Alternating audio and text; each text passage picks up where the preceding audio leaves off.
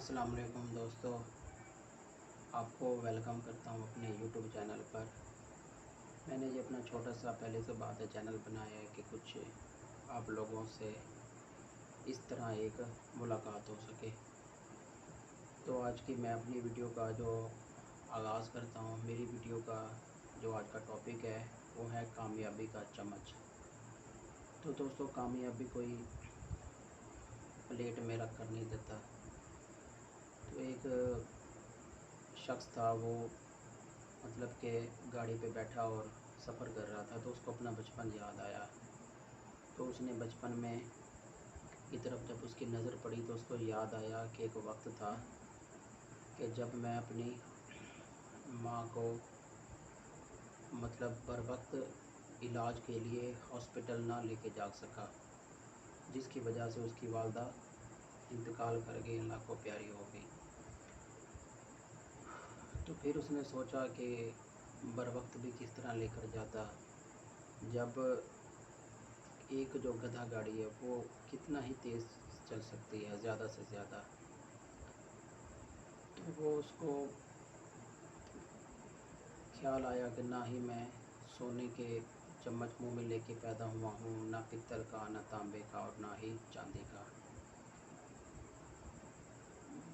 कुछ भी लेकर पैदा नहीं हुआ। सिर्फ एक गुर्बत की जो है घर में पैदा हुआ हूँ, एक गरीब घर में पैदा हुआ हूँ, जिसका बाप बहुत मुशक्क़त कश और एक मज़दूर आदमी था। तो उसने सोचा कि ज़िंदगी जो है ना, अपनी ज़िंदगी के बारे में सोच रहा हूँ कि जो ज़िंदगी है वो आसानी से नहीं मिलती, कामयाबी बहुत आसानी से नहीं मिलती, बहुत मुशक्क़त करना पड़ती है। तो उसने अपने बाप की तरफ एक नज़र पड़ी थी कि उसका बाप बहुत गुर्बत में, बहुत मुशक्क़त में ज़िंदगी गुजार रहा था, मगर फिर भी बावकार और एक बहुत बड़ा मतलब कि शायर और बहुत अच्छे सलीके और गुफ्तगू का मालिक था। तो उसने अपनी ज़िंदगी की जस्तजू शुरू कर दी, पढ़ना लिखना शुरू कर दिया। जब वो स्कूल जाता तो उसको उस्ताज़ा फरमाते कि जाओ फ़ीस लेकर आओ, मगर वो जब घर जाता तो घर वाले कहते कि कुछ देर ठहर जाओ। हत्ता कि दूध का, खाने का, फ़ीस का सब खर्चा उधार पे चल रहा था। बड़ा एक लम्हा फ़िक्रिया था। तो उसने ज़िंदगी बस इस तरह ही शुरू में गुजारी। फिर पढ़ लिख कर वो यूनिवर्सिटी में चला गया, ऐसे गुर्बत की चक्की में पिस के। जब वो पढ़ा लिखा तो उसके बाद इंटरव्यू करने के लिए जब वो पहली बार जॉब पर गया, एक ट्रेनर की जॉब थी, तो उसको जो था उसका इंटरव्यू लेने वाला, उसने कहा कि तुम तो मुझे एक ट्रेनर कम और एक जोकर ज़्यादा लग रहे हो। तो उसको ये बात बहुत बुरी लगी। उसने सोचा कि कुछ भी हो, आज के बाद 100% मैं अपनी हर गलती, हर कोताही और हर नाकामी का ज़िम्मेदार ना ही रिश्तेदारों को, ना ही दोस्त को, ना ही वक्त को, ना ही गुर्बत को ठहराऊँगा। मैं अपनी सब परेशानियों का ज़िम्मेदार खुद को ठहराऊँगा। तो उसने फिर सोचा कि यार, ये जो मुझे इंटरव्यू वाले ने जोकर कहा, तो ये किसका कसूर है। तो वो सारी रात इधर उधर उधर करवट बदल बदल के सोचता रहा। तो फिर उसके ज़हन में ख़्याल आया सुबह उठ के कि देखो, अगर मैंने पुराने कपड़े पहने थे या मैं गुर्बत में था और मैं नए कपड़े पहन के नई इंटरव्यू में नहीं जा सका, तो इसमें किसका कसूर है। मेरा गुर्बत है तो मेरी है, और अगर पैसे की कमी थी तो वो भी मेरी थी। तो उसने कसूरवार ख़ुद को ठहराया। फिर खैर आखिरकार वो एक मैच वाली टीम थी, उस पर एक ट्रेनर के तौर पर उस जॉब मिल गई उसको। तो उसने ये तहैया कर लिया कि मैं अपने आप को खुद संभालूँगा। तो जब वो की जॉब पर, ट्रेनर की जॉब पर जाता एक फ़ुटबॉल की टीम में, तो जब सारे खिलाड़ी घर को चले जाते तो वो आखिर में निकलता कि किसी को ये ना पता लग जाए कि मेरे पास सवारी नहीं है।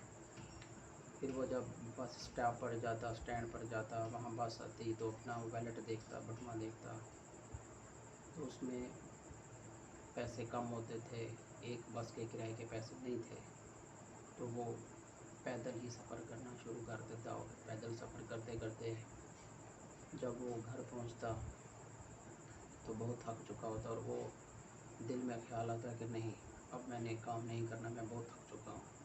मगर जब उसको अपना बचपन याद आता और वालिद की मेहनत याद आती तो दोबारा उसको एक जज्बा जुनून मिलता और फिर वो सुबह एक नई ज़िंदगी की किरण लेकर चल पड़ता जॉब के लिए।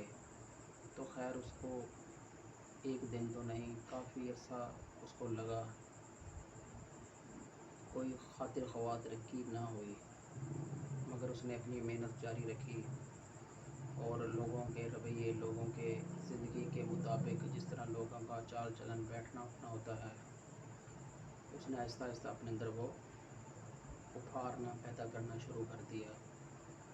उसके बाद जब एक वक्त आया कि उसको आखिर कामयाबी मिल ही गई, तो जब वो सोचा तो उसने अपनी ज़िंदगी का एक निचोड़ निकाला कि नाकामी का कसूरवार जब तक आप दूसरे लोगों को, रिश्तेदारों को, गुर्बत को, वक्त को ठहराओगे, माशरे को ठहराओगे तो कभी कामयाब नहीं होगे।